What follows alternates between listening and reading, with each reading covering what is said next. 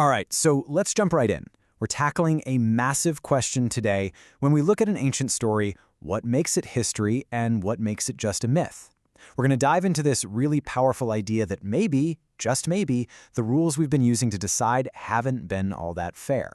And we'll see what happens when we apply the exact same test to everyone. So, let's start with a puzzle. You've got these foundational stories from ancient civilizations, right? And they're packed with gods and heroes and all sorts of miracles. How on earth do we even begin to separate the legend from the real, remembered history that might be buried inside? Well, this is where our source material comes in with a really simple but kind of radical idea. The main argument we're going to explore is this. There's only one truly fair way to judge these ancient epics, and that's to apply the exact same historical test to every single one of them, no matter which civilization it comes from. Right, so here's the key. Instead of getting bogged down in what makes one story different from another, the idea is to use a consistent, universal set of rules. It's all about creating a level playing field for history itself. Okay, so what does this level playing field actually look like? Well, our source gives us a really clear toolkit. It's a 4-part test for finding what it calls the remembered history inside any of these ancient epics. You can think of these as the 4 pillars of proof we're going to be using. What's so great about this is that it lays out a really clear, repeatable process. First up, textual memory. Does the story actually remember specific names, places, and events? Second, archaeology. Can we go out and dig up sites that actually match the world the story describes? Third, chronology. Do the timelines, generally line up with what we know? And fourth, and this one is absolutely crucial, poetic layers. Can we accept all the poetic, divine, and mythological stuff without just throwing out the entire historical core?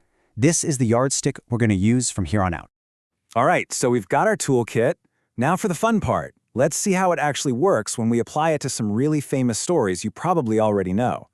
We're going to look at 3 major civilizations as our test cases.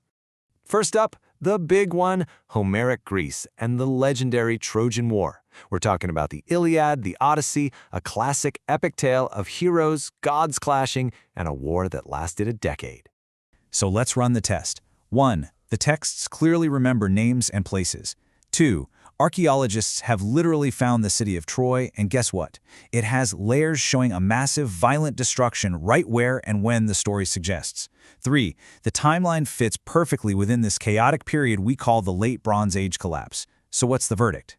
Well, even with gods literally walking the battlefield, the historical core of the Trojan War is widely accepted. And this just perfectly illustrates that 4th rule in our toolkit, doesn't it? We can totally accept the historical reality of a Trojan War without needing to believe that its star warrior Achilles was actually the son of a sea goddess. The mythology doesn't cancel out the history. They just exist together. Okay, next up, let's take that exact same logic and apply it to the Hebrew Bible, and specifically the story of one of its most famous kings, King David, and the whole dynasty he supposedly founded. And here we go again. The evidence just lines up. The texts tell the story. But crucially, we have archaeological proof from outside the text that tell Dan's tale. It's an ancient stone slab put up by an enemy king, and on it, he brags about defeating the House of David.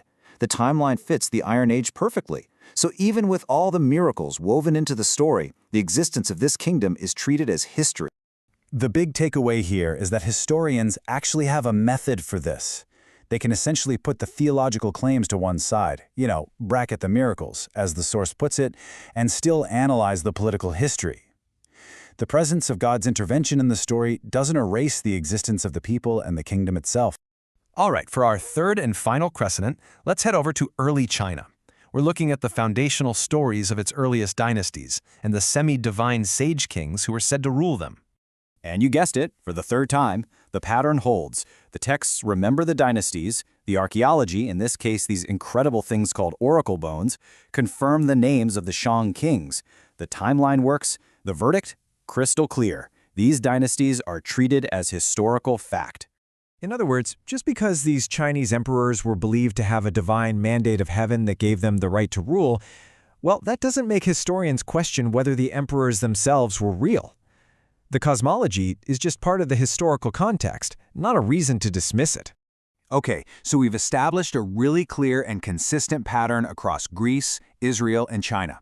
Now for the main event. Let's take our 4 rules and apply them with no changes to the great epics of ancient India, the Ramayana and the Mahabharata. So we run the checklist, and all the pieces just start clicking into place. We have the texts, absolutely. We have an archaeological culture, these painted grayware sites, located smack dab in the story's heartland. We even have evidence of a massive flood at one of the key cities mentioned in the epic. And the chronology? It aligns perfectly with the Iron Age. So if we use the same standards we just used everywhere else, the verdict has to be the same. And this, right here, is the absolute heart of our source's argument. It's simple.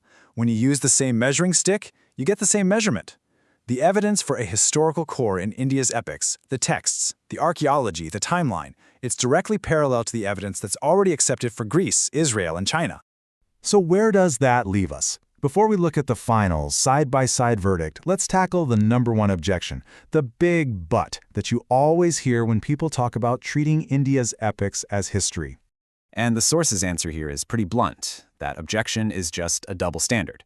I mean, as we've just seen, every single one of these foundational stories is deeply, deeply woven together with religion, gods, and cosmology. To single out one of them for being too religious is to completely miss the point about what all of them are. And this chart just lays it all out perfectly. It shows the core argument in one single picture. Just look at the parity here. All 4 civilizations have a poetic epic, a divine layer, named kingdoms, and a matching archaeological horizon. And check out those last 2 rows. For all of them, a historical core is accepted without needing exact, literal dates. They all tick the exact same boxes. So the logic becomes pretty much inescapable. Based on this evidence, you can't reject India's tradition as being unhistorical unless you're also willing to reject all the others on the exact same grounds. And since historians don't reject the core of the Trojan War or the Davidic Kingdom, that same standard has to apply to India. It's that simple. And all of this brings us to the final, really powerful takeaway from this whole analysis. Because once we accept the evidence based on a fair and consistent standard, well, the entire conversation has to change. And that's the thought to leave you with. According to this source, the evidence is clear. So the real question isn't if these stories have a historical core anymore. The question becomes why they were denied that status for so long. And that becomes a fascinating historical question in itself, doesn't it? What happens when we re-examine old assumptions with a new, consistent framework? And what kinds of biases might that new framework suddenly bring to light?